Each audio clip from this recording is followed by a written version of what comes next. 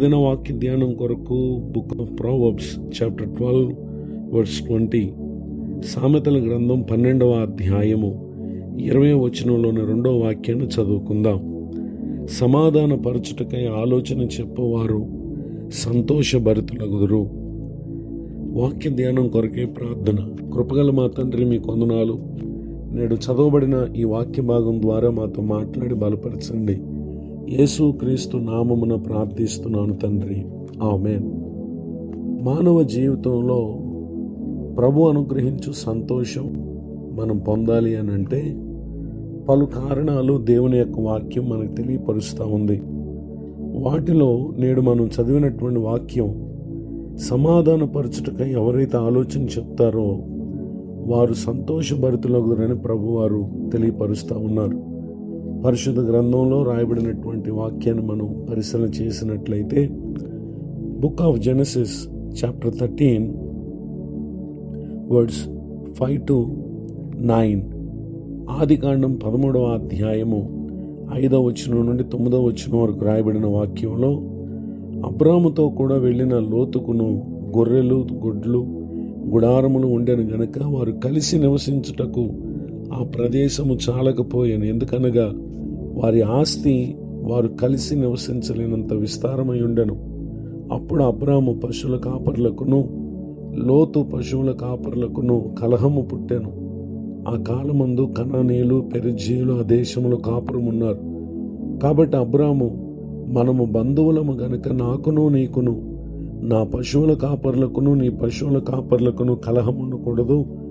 ఈ దేశమంతయు నీ ఎదుటనున్నది గదా, దయచేసి నన్ను విడిచి వేరుగా నుండుము. నీవు ఎడమ తట్టునకు వెళ్ళిన ఎడల నేను కుడి తట్టునకును, నీవు కుడి తట్టునకు వెళ్ళిన ఎడల నేను ఎడమ తట్టునకు వెళ్ళుదునని లోతుతో చెప్పాను. చదవబడిన ఈ వాక్య భాగంలో బంధువులైనటువంటి అబ్రాము లోతు వారి పనివారికి మధ్య కలిగినటువంటి కలహాన్ని బట్టి ఇక్కడ అబ్రాము ఒక సమాధానకరమైనటువంటి ఆలోచనను చెప్పుటను మనం గమనించగలం. అంటే వారి మధ్య ఉన్నటువంటి కలహం తొలగిపోవాలంటే ఒక సమాధానకరమైనటువంటి ఆలోచన కావాలి. వారు తమ మధ్య కలహమును వారు కొనసాగించక సమాధానకరమైనటువంటి స్థితిని పొందుటకు ఈ విధమైన ఆలోచన అబ్రాము లోతుకు చెప్పుటను మనం గమనించగలం. లోతు ఆ ఆలోచన బట్టి అతడు సొదొమ గొమొరకు వెళ్ళినటువంటి విషయాన్ని మనం చూస్తాం. ఆ తర్వాత అబ్రాముతో ప్రభువారు మాట్లాడినటువంటి విషయాన్ని మనం గమనించినట్లయితే వర్డ్స్ 14 వచనంలో, ఇదిగో నీ కన్నులెత్తి ఉన్న చోటు నుండి ఉత్తరపు తట్టు, దక్షిణపు తట్టు, తూర్పు తట్టు, పడమర తట్టు చూడుము. ఎందుకనగా నువ్వు చూచుచున్న ఈ దేశమంతటిని నీకును నీ సంతానమునకును సదాకాలం ఇచ్చేదను. మరియు నీ సంతానమును భూమి మీద నుండి రేణువుల వలె విస్తరింపజేసేదను. ఎట్లనగా ఒకడు భూమి మీద నుండి రేణువులను లెక్కింపగలిగిన ఎడల నీ సంతానమును కూడా లెక్కింపవచ్చును అని చెప్పి పలుకుటను మనం గమనించగలం. ఈ మాటలన్నీ విన్నటువంటి అబ్రాము యెహోవాకు బలిపీఠము కట్టినట్లుగా ఇక్కడ మనం చూస్తూ ఉన్నాం. నిజమే, అబ్రాముతో ప్రభు మాట్లాడినటువంటి మాటలు తనకు సంతోషాన్ని కలుగు చేశాయి గనుక అతడు అక్కడ బలిపీఠాన్ని కట్టినటువంటి విషయాన్ని మనం చూస్తూ ఉన్నాం.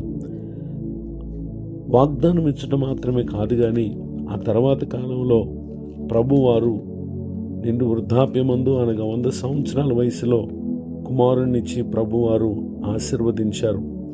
నేడు అబ్రహాము విశ్వాసులకు తండ్రిగా పరిశుద్ధ గ్రంథం ద్వారా క్రైస్తవ చరిత్ర తెలుసుకోగలుగుతుంది. నిజమే, ఎందరైతే నేడు యేసు క్రీస్తునందు విశ్వాసం ఉంచుతున్నారో అబ్రహాం ఉంచినటువంటి విశ్వాసాన్ని బట్టి వారందరూ కూడా ఈ విధమైనటువంటి వాగ్దానములకు పాత్రలు అవుతున్నారు.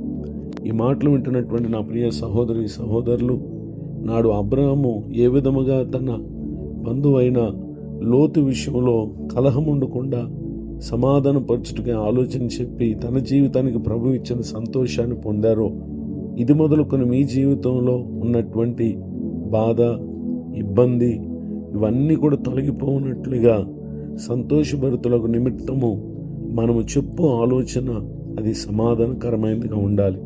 అట్టి మనసును కలిగి ప్రవర్తించి మీ జీవిత దినాల్లో సంతోషభరితులగుటకు పరిశుద్ధాత్మ దేవుడు సహాయం చేయనుగాక. కలహపడుటకు కారణమై ఉన్నటువంటి విషయాల నుండి సమాధానకరమైనటువంటి స్థితిగతుల్లో కలిగి ఉన్నటువంటి అనుబంధాలు జీవించడానికి ఈ మాటలు పరిశుద్ధాత్మ దేవుడు మన కొరకే ఆశీర్వదించునుగాక.